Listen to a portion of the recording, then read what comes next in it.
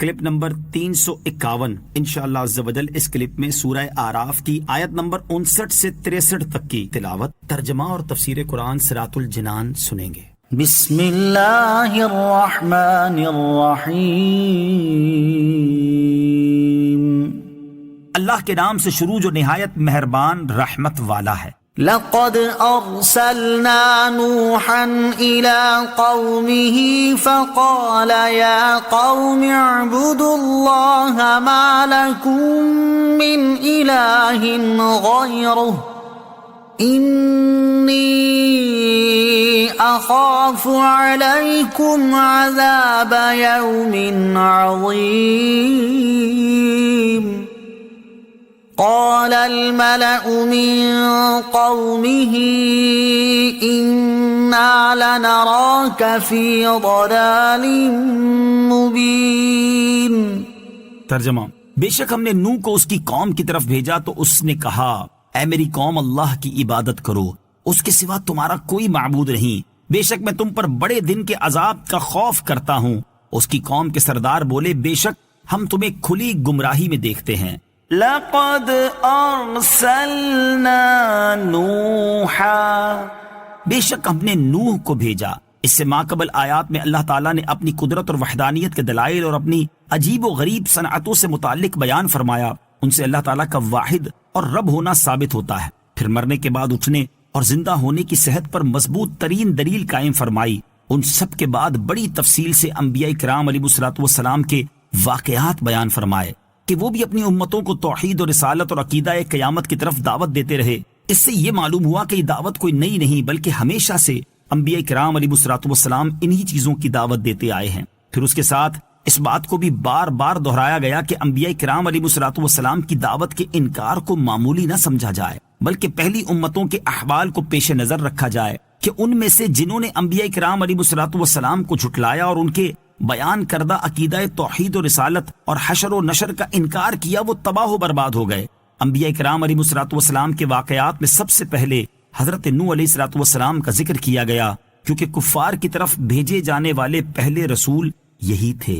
حضرت نوح علیہ الصلوۃ والسلام کا مختصر تعارف۔ حضرت نوح علیہ الصلوۃ والسلام کا اسم گرامی یشکر یا عبد الغفار ہے، اور آپ علیہ الصلوۃ والسلام حضرت ادریس علیہ الصلوۃ والسلام کے پڑ پوتے تھے۔ آپ کا لقب نوح اس لیے ہوا کہ آپ کثرت سے گریہ وزاری کیا کرتے تھے۔ 40 یا 50 سال کی عمر میں نبوت سے سرفراز فرمائے گئے۔ حضرت نوح علیہ الصلوۃ والسلام نے اپنی قوم کو عبادت الہی کی دعوت دیتے ہوئے فرمایا، اے میری قوم، ایمان قبول کر کے اللہ عز و جل کی عبادت کرو، کیونکہ اس کے سوا کوئی اور ایسا ہے ہی نہیں کہ جس کی عبادت کی جا سکے، وہی تمہارا معبود ہے۔ اور جس چیز کا میں تمہیں حکم دے رہا ہوں، اس میں اگر تم میری نصیحت قبول نہ کرو گے اور راہ راست پر نہ آؤ گے تو مجھے تم پر بڑے دن یعنی روز قیامت یا روز طوفان کے عذاب کا خوف ہے۔ نبی اکرم صلی اللہ تعالیٰ علیہ وسلم کی نبوت کی زبردست دلیل انبیاء کرام علیہ الصلوۃ والسلام کے ان تذکروں میں سید عالم صلی اللہ تعالیٰ علیہ وسلم کی نبوت کی زبردست دلیل ہے، کیونکہ حضور پر نور صلی اللہ تعالیٰ علیہ وسلم امی تھے۔ پھر آپ کا ان واقعات کو تفصیلاً بیان فرمانا، بالخصوص ایسے ملک میں جہاں اہل کتاب کے علماء بکثرت موجود تھے اور سرگرم مخالف بھی تھے، ذرا سی بات پاتے تو بہت شور مچاتے، وہاں حضور اقدس صلی اللہ تعالیٰ علیہ وسلم کا ان واقعات کو بیان فرمانا اور اہل کتاب کا ساکت و حیران رہ جانا اس بات کی صریح دلیل ہے کہ آپ نبی برحق ہیں اور پروردگار عالم نے آپ علیہ الصلوۃ والسلام پر علوم کے دروازے کھول دیے ہیں۔ نوٹ: حضرت نوح علیہ الصلوۃ والسلام کا اپنی قوم کو راہ راست پر آنے کی دعوت دینے اور ان کی قوم پر آنے والے عذاب کا تفصیلی ذکر سورہ ہود آیت نمبر 25 تا 48 میں بھی مذکور ہے۔ قال يا قوم ليس بي ضلالة ولكني رسول من رب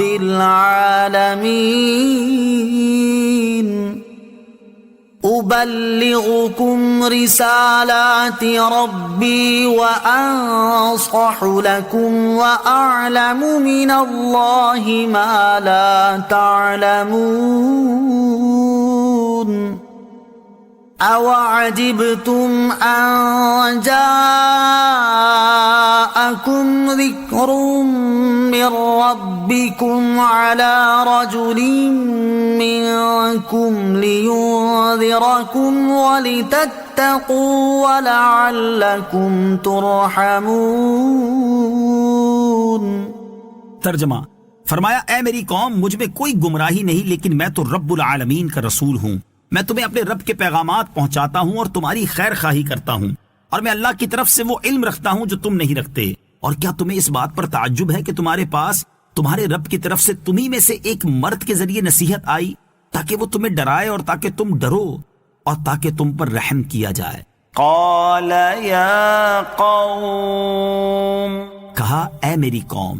قوم کے سرداروں کا جہالت و صفاحت سے بھرپور جواب سن کر کمال خلق کا مظاہرہ کرتے ہوئے حضرت نوح علیہ السلام نے جواب دیا کہ اے میری قوم، مجھ میں کوئی گمراہی کی بات نہیں، بلکہ میں تو اپنے رب عز و جل کی طرف سے تمہاری ہدایت کے لیے رسول بنا کر بھیجا گیا ہوں۔ کیونکہ جب دنیاوی بادشاہ کسی نا تجربے کار اور جاہل کو اپنا وزیر نہیں بناتا یا کوئی اہم عہدہ نہیں سونپتا، تو اللہ تبارک و تعالی جو سب بادشاہوں کا بادشاہ ہے، وہ کیسے کسی بے وقوف یا کم علم کو منصب نبوت سے سرفراز فرما سکتا ہے؟ اور میرا کام تو اپنے رب عز و جل کے پیغامات تم تک پہنچانا اور تمہاری بھلائی چاہنا ہے۔ صلو علی الحبیب صلی اللہ تعالی علی محمد صلی اللہ تعالی علیہ وسلم۔ مجھے اپنی اور ساری دنیا کی لوگوں کی اصلاح کی کوشش کرنی ہے انشاءاللہ عز و جل۔